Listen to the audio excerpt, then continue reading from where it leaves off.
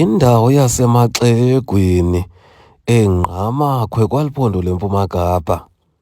Kuye kwenzeka into engaqhelekanga emaXelegwini. Kwafika isitshingitshane ngesaquphe, abantu ke phofu bekhankasela ivoti. Umbuthe engena indlu nendlu eyokukhankasa.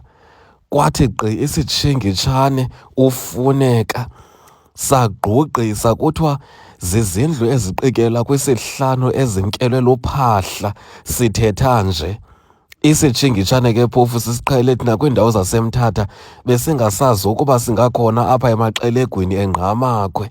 Siye senzeka eso sitshingitshane ezo, kwanyanzeleka ukuba kubizwe abantu abangoomama baza kusihewula isitshingitshane ufuneka. Abantu balapha eNgqamakhwe bathi bayasazi kakhulu, siba khona apha kule nyanga kaCanzibe okanye ngenyanga yeSilimela okanye yeKhala. Ukuba yenzekanga loo nto sibekho ngenyanga yeDwarha. Bathi bona bayothuki loo nto. Ndiye ndabuza amalungu alo mbutho uba niziva njani bethu, ningacinga fanuba uba mhlawumbi nini abarongo. Akho nto irongo bantu basekhaya nenzileyo, qha ke esi sitshingitshane ufuneka ke siyathanda uba nesimenyo. Yini sinosimanye sisi, ndiyakucela sesingakulinge uyibeke ngathi indawo erongo, indawo esemaXelegwini.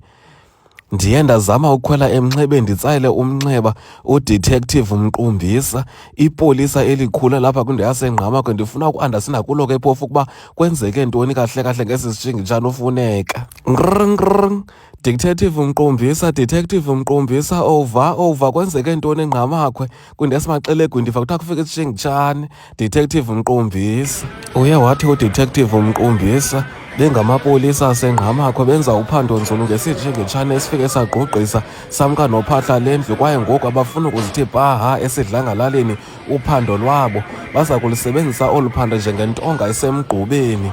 Kodwa abantu baseNgqamakhwe abathe bachaphazeleka kuyacelwa bahlale ezindlini bangaphumi.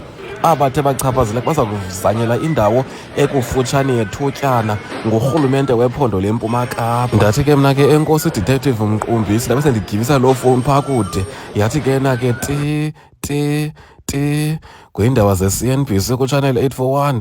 NdinguNovikile Hlegusha indoda, ndilapha kwindawo yasemaXelegwini eNgqamakhwe kweli phondo leMpuma Kapa.